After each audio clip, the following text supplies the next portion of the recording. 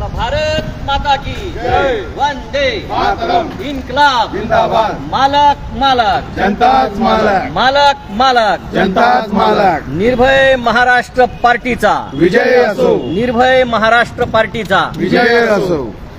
नमस्कार, मी तुषार निकम, उपाध्यक्ष निर्भय महाराष्ट्र पार्टी. आज आम्ही चाळीसगाव शहरातल्या नगरपालिका कार्यालयात आम्ही आलो आहे. चाळीसगाव शहर हे 5 महानगरपालिकांचं सेंटर आहे. नाशिक, मालेगाव, जळगाव, धुळे आणि संभाजीनगर, आणि मोठा तालुका आहे. इमारतीवरून पण लक्षात येईल की नगरपालिकाही सशक्त आहे. पण अनेक प्रश्न होते आणि आज आम्ही अनेक प्रश्नांच्या संदर्भात आम्ही आलो. दिनांक 11 जुलै रोजी आम्ही निवेदन दिलं CO साहेबांना. त्या दिवशी CO साहेब नव्हते, पण त्या संदर्भात काही प्रश्न विचारायचे होते की त्यावर काही अंमलबजावणी झाली का. तर प्रश्न आमचे असे होते, मोकाट जनावरं शहरामध्ये हे प्रदूषणाचं आहे,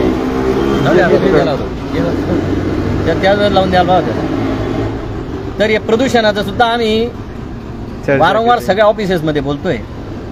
जे प्रदूषण नियंत्रक जे असतील, मग नगरपालिका सुद्धा नियंत्रणात आणू शकते. परिवहन विभाग, पोलीस, परिवहन विभाग, निवेदन हे सगळे या दूरसोड्यांवर कारवाई करू शकतात. हे दूरसोडे विष सोडून राहिले ते एक प्रकारे. लहान मुलांच्या नाकातोंडात जाते, म्हाताऱ्या माणसांना त्रास होतोय. तर मोकाट जनावरांचा प्रश्न होता. त्या गाईने धुळे रोडला दिनेश राठोडांच्या मुलावर हल्ला केला. सगळ्या चाळीसगावने पाहिलं, जिल्ह्याने पाहिलं, लोक हळहळले, संतापले सुद्धा. तर त्याचंही आम्ही लाईव्ह केलं होतं. तर त्या संदर्भात यांना सांगितलं, तर नगरपालिकेने सांगितलं आम्ही कारवाई करून टाकणार. आता ज्याचंही जनावर दिसेल त्याच्यावर ठोस कारवाई, दंडात्मक आणि गुन्हे दाखल करणार असं सांगितलं आहे. मोकाट कुत्र्यांच्या बाबतीतही आम्ही बोललो. त्यांनी सांगितलं की प्राणी मित्र, काय त्यांना म्हणतात, ॲनिमल्स, प्राणी मित्र आहेत म्हणे चाळीसगावमध्ये खूप मोठ्या प्रमाणात. कुत्र्यांवर कारवाई करू नका असं सांगतात म्हणे. पण बंधूंनो, ते माणसं फाडून टाकतील. तर कारवाई काय करा, निदान त्यांचं निर्बीजीकरण तरी करा, त्यावर सुद्धा तरी आवाज उठवा. त्यांच्यापासून रेबीज होतोय. कुत्र्याने एखाद्या मांजरीला चावलं, मांजर घरात असते, मांजरीच्या लाळेतून आपल्या अन्नात येऊ शकतं. रेबीज कोणालाही होऊ शकतं, घरच्या घर बसून जाऊ शकतं. तर रेबीज, अँटी रेबीज त्यांना लस दिली पाहिजे. त्याचबरोबर त्यांचं निर्बीजीकरण रेग्युलरली चाललं पाहिजे. त्यासाठी नगरपालिकेवर जनतेचा दबाव वाढलाच पाहिजे. आम्ही लावून धरला आहे मुद्दा, अनेकांनी लावून धरा. त्याचबरोबर बॅनर जे आहेत, तालुक्यातल्या लोकांनीच ठरवा. जे बॅनरबाज आहेत, एक बॅनरबाजी काय ते मोदी काय आंदोलनजीवी म्हटले होते आंदोलन करणाऱ्यांना, तसे बॅनरजीवी जे आहेत, या बॅनरजीवींनाही आव्हान आहे की महिन्यातून 8 दिवस चाळीसगाव शहर बॅनर मुक्त करूया. आपण बॅनरच लावायचा नाही, ना त्या इलेक्ट्रिक पोलला, ना कशाला, कुठेच लावायचं नाही. 8 दिवस तरी ते शहर जे आहे ना चांगलं वाटलं पाहिजे, या पद्धतीचं करा. नंतर डासांच्या बाबतीत सांगितलं की डास निर्मूलन झालं पाहिजे. त्याचबरोबर आम्ही माधवनगरचं फेसबुक लाईव्ह केलं होतं, उंची पेट्रोल पंपाच्या बॅक साईडला. तर त्यांना रोडच नाही आहे 25-30 वर्षापासून. त्याही विषयावर बोललो. तेही त्यांना रोड बनवून देत आहेत. आता पावसाळ्याचा त्यांना WBM टाकून देणार आहेत, नंतर कॉन्क्रिटीकरण करून देऊ, तोही शब्द दिला साहेबांनी. त्याचबरोबर आमच्यासोबत चामुंडा माता मंदिर समोरील काही महिला आल्या होत्या. त्या संडासचा प्रश्न होता. त्यांनी सांगितलं तोही आम्ही तोडून टाकणार आहोत आणि त्या लोकांना आरोग्याच्या दृष्टीने व्यवस्थित आम्ही संडास करून देऊया. डास निर्मूलनासाठी त्यांनी मोहीम राबवायचं कबूल केलंय. त्याचबरोबर हे मोकाट जनावरांच्या बाबतीमध्ये आमच्या पवन भाऊंनी त्यांना विषय सांगितला की ह्या ज्या गाड्या आहेत, घंटागाड्या, या घंटागाड्यांवर तो मेसेज द्या की मोकाट जनावरं ज्याने आवरून घ्या, नाही आवरलं तर नगरपालिका कारवाई करेल, असं नगरपालिकेच्या वतीने सूचना आली पाहिजे. तर अशा पद्धतीच्या आम्ही अनेक विषयावर चर्चा केली. वृक्षारोपणावर केली. वृक्ष कुठे लावले पाहिजे, काय केले पाहिजे, कुठे लावणार आहे. वृक्ष तोडून राहिली मोठ्या प्रमाणात. तर हे चाळीसगाव शहर जे आहे हे वृक्षांचं शहर म्हणून ओळखलं गेलं तर खूप छान राहील. कारण सगळीकडे कॉन्क्रीट रोड होत आहेत. कॉन्क्रीट रस्त्यांवर जमीन म्हणजे पूर्ण तापतं ते Global warming. ग्लोबल वॉर्मिंगचा प्रश्न येतोय. मग झाडं पाहिजेत, झाडांना कोणी नाही म्हणू नका, झाडं लावण्यासाठी पुढे या. नगरपालिका झाडं लावायला तयार आहे, आपण जागा सांगा असं त्यांनी सांगितलं. तर लोकांनी तेही सांगावं. आणि अनेक मुद्दे मांडले आम्ही. त्यामध्ये त्यांना हेही सांगितलं की तुम्ही जनतेला बाजूने कर वगैरेच्या रूपाने इकडून तिकडून त्यांच्या खिशातून काढूनच राहिले. जनतेसाठी काही आहे का?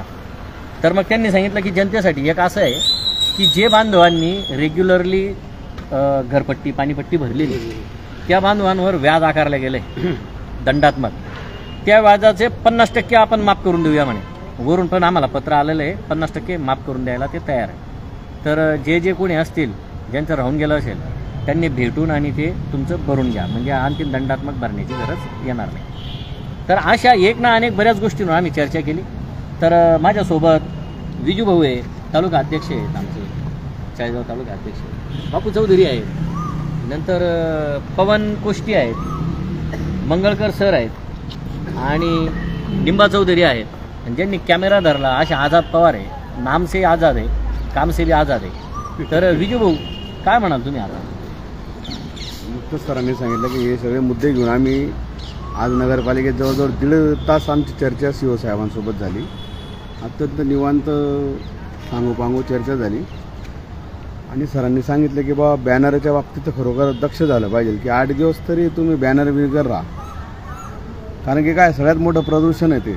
आणि आपण बघितलं मागे शहरामध्ये काही लोकांचे जीवसुद्धा बॅनरमुळे गेलेले. एक 8 दिवस पाळा. प्रसिद्धी हो, काम करणाऱ्याला प्रसिद्धीची गरज नसती, त्याला बॅनरची गरज नसती. आता हे शोकांतिका वाटते हे क्लासेसवाले एवढे बॅनर लावून ठेवतात, म्हणजे तुमच्या क्लासेस वाटत मला असं वाटतं 0 आहे, रिझल्ट नाही. म्हणजे तुमच्या क्लासेसचा रिझल्टच नाही. तुम्हाला जर ॲडव्हर्टाईज करायची तर त्यासाठी तुम्हाला बॅनर लावा लागतायत. म्हणजे याचा अर्थ तुमच्याकडे माउट टू माउट पब्लिसिटी करा. पोरांनी बघा सांगितलं एखादी हॉटेल इतकी चांगली चालते ना तर 50 किलोमीटरवरून लोक तिथे जेवायला येतात. ते म्हणतात का त्या गावाला जाऊन तिथे जेवण करू. त्याचं कारण काय असेल तर तिथं माल चांगला आहे, तिथे दर्जेदार आहे, सगळ्या गोष्टी स्वच्छता आहे. तसं जर तुमचं काही चांगलं असेल तर तुम्हाला बॅनरची गरज नाही. कशासाठी शहराचं विद्रुपीकरण करताय तुम्ही? याच्यावर आम्ही आमच्यासारखे बोलतच असता, वाईटपणा घेतच असतो. वाईटपणाही घ्यायला आम्ही घाबरत नाही.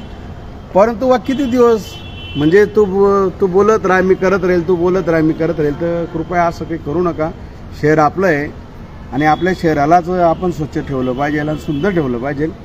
अत्यंत आज चांगली चर्चा झाली आणि सरांनी सांगितलं की बाजी 50% जी कर आहेत ते खरोखर त्या संदर्भात विचार करा आणि ज्याचं असेल त्यांनी नगरपालिकेशी संपर्क साधून खरोखर ते जे कराचं राहिलं असेल तर ते बाकी भरून टाकावं. पवन काय म्हणतो? उपाध्यक्ष बोला. उपाध्यक्ष तालुका नाव सांग. मी पवन धर्मकोष्टी, तालुका अध्यक्ष उपाध्यक्ष आहे. बॅनर बद्दल सरांनी सांगितलं ते योग्य आहे. सर्वांनी याची गोष्ट पाळली पाहिजे. कारण की बरेच बॅनर असे लोक लावतात की त्यांना बाजूचा सुद्धा ओळखत नाही आणि तो तिथं चौकात बॅनर लावतो वाढदिवसाचं की मला ओळखा. अरे तुला बाबा बाजूच्या ओळखत नाही, तू गावाला कुठं ओळख दाखवतोय? तू पहिले तुझं असं कार्य कर की तुझ्या आजूबाजूच्या लोकांनी तुला ओळखलं पाहिजे. बाकीच्या लोकांना ओळख दाखवून काय करणार? आपल्याला बॅनर लावायची गरज आहे का? आमचे कुठे दिसता का? बॅनर दिसणार नाही तुम्हाला, आमचा फोटो दिसणार नाही. आम्हाला बॅनर लावायची आमचं कार्य स्वच्छ आहे त्याच्यामुळे आम्हाला बॅनरची गरज नाही पडत. आम्ही ऑनलाईन बॅनर लावतो. खर्च करतात 2-2.5 हजार रुपये खर्च करतात. 2-2.5 हजार तिथं बॅनरला खर्च करायच्या ऐवजी तुम्हाला जर वाटत असेल काहीतरी कुठं गोरगरिबांना दान धर्म करा. अंधशाळा आहे आपल्याकडं, त्यांना चांगलं जेवण द्या वाढदिवसाच्या दिवशी. ते राठोड लोक गोरगरीब आहे मुलगा त्यांना द्या. तिथं गोरगरिबांना धान्य वगैरे आपण त्यांना आवाहन पण केलंय. दिनेश राठोड कुटुंब आपण दाखवलंय. अशा कुटुंबांना मदत द्या. स्वाभिमानी कुटुंब आहे, भीक मागू शकतात, भीक मागत नाहीत. थोडंसं जरी हात पाय मोडे राहिले तरी लोक भीक मागतात. तर त्यांनी भिक्षा मागितली नाही, शासनाच्या योजना घ्यायला सुद्धा गेले नाहीत. कारण त्यांच्याकडे फिरायला घराच्या बाहेर निघू शकत नाही, अंध आहेत 100%. शासनाची तर अजूनपर्यंत त्यांच्याकडे एकही योजना नाही. लाडकी बहीण बी घेतली नाही, कोणत्या त्याचा लाभ घेतला नाही. आणि लोकांनी लाडकी सर्व्हिसवाल्या लोकांनी लाभ घेतलेला आहे त्या गोष्टीचा. आणि आम्ही नगरपालिकेची ही पण निंदा केली साहेबांसमोर की त्या दिनेश राठोडांना भेटायला त्यांच्या मुलांच्या ऍडमिशनसाठी आम्ही आवाहन केलं. विजू भाऊंनी तर त्या कळंत्री विद्यालयाच्या त्या सगळ्याचे ते हे करून टाकलं. तर त्या संदर्भात मला गौरव पुरकरांचा फोन आला की सर त्या मुलीच्या शौर्य पदकासाठी मी कागदपत्रांची जुळवाजुळव करेन. निलेश छोरिया तिथले संचालक आहे, ते म्हटले की सर मी आमच्या प्रशासनाशी चर्चा करतो, त्यांना मोफत देतो. हाईट तर आणखी अशी झाली की डॉक्टर विनोद कोतकरांनी त्या कुटुंबालाच फोन केला, तुम्ही ॲडमिशन घेऊन घ्या. ॲडमिशन झालं त्यांच्या मुलींचं. नंतर अजून एक अधिकारी होते, ते म्हणे मी इथं तोपर्यंत त्यांच्या शिक्षणाचाही खर्च करेल. असं सगळं झालं. आणि आज किराणा पाठवलंय. एका गोपनीय व्यक्तीने किराणा पाठवलेला आहे, ते तिथं बसलेले आहे, तिथं आम्ही थैली ठेवली. आणि आज महिला बालकल्याणचेही लोक जाऊन आलेत असं त्या राठोडांनी सांगितलं. आम्ही थोड्या वेळापूर्वी त्यांच्याकडे जाणार आहोत थोड्या वेळाने. पण नगरपालिकेचं कोणीच गेलं नाही याची आम्ही निंदा केली, धिक्कार केला या गोष्टीचा, की इतक्या बोतट संवेदना नगरपालिकेच्या कशा. कारवाई करणारी ठोस संस्था म्हणजे नगरपालिका. कारवाई तर केली नाही आणि उलट तुम्ही दुर्लक्ष केलं त्या कुटुंबाकडे. जायला पाहिजे होतं, विचारायला पाहिजे होतं, बघून यायला पाहिजे होतं त्यांचे हाल काय आहेत. तरी ह्या बाबतीतही आम्ही निंदा पण केली आहे, हे पण सांगतो. मंगळकर सर काय म्हणाल आजच्या चर्चेत? हा हे बघा, हा किराणा दिलाय देणाऱ्या दात्याने, नाव सांगू नका म्हणजे. नगरपालिकेने सायलेंट सपोर्टर आहेत म्हणजे कर्मचाऱ्याने भेट द्यायला पाहिजे किंवा सरकारी माणसाने भेट द्यायला पाहिजे. राजकारण कोणी गेलं नसेल मी तर म्हटलं त्या ठिकाणी. फक्त ते आपलं स्वार्थ पाहण्यासाठी फक्त जवळ जातात. राजकारण फक्त स्वार्थ पाहत. त्याला उद्या उठून ते मुलगा, उद्या तुझा बी मुलगा राहिला असता बाबा, तिथं कोणी वाचवलं गेलं नसतं, तेव्हा काय केलं असतं. तुझं राजकारणाचा व्यक्ती राहिला असतं, त्याला 10 लोक गेले असते, त्याच्या घरी भेटायला गेले असते, आमदार खासदार गेले असते, पण किरकोळ लोक गेले नाही त्याला भेटायला. ते कोणीतरी जायला पाहिजे त्या ठिकाणी, ज्या ठिकाणी नगरसेवक त्यांनी भेटायला पाहिजे होतं त्या ठिकाणी जाऊन. सर तसे कोणी जात नाही. काय म्हणता निंबा सर तुम्ही? आजच्या चर्चेबद्दल काय वाटलं तुम्हाला? समाधान वाटलं का काही? समाधान वाटलं. बरी. तर आज तुला काय म्हणायचंय? काही म्हणायचं नाही. तर आम्ही ही अशी पद्धतीने सांगोपांग चर्चा केली. किराणा पण दिलाय, आता आम्ही तो द्यायला जातोय आणि त्या कुटुंबाशी चर्चा करणार आहोत. त्या माणसाचं इतकं ऊर भरून आलेलं आहे, इतकं म्हणजे सद्गतीत झाले आणि कृतज्ञ माणूस आहे. तर आम्ही हे द्यायला जातोय, त्यावेळेस पण आम्ही फेसबुक लाईव्ह करू. साधारणतः अजून अर्ध्या तासाने तुम्ही सर्वजण फेसबुक लाईव्हवर राहावं आणि फेसबुक लाईव्ह बघावं, शेअर करा. सगळ्यांना विनंती. धन्यवाद. बघा आणि शेअर करा. वंदे मातरम. वंदे मातरम.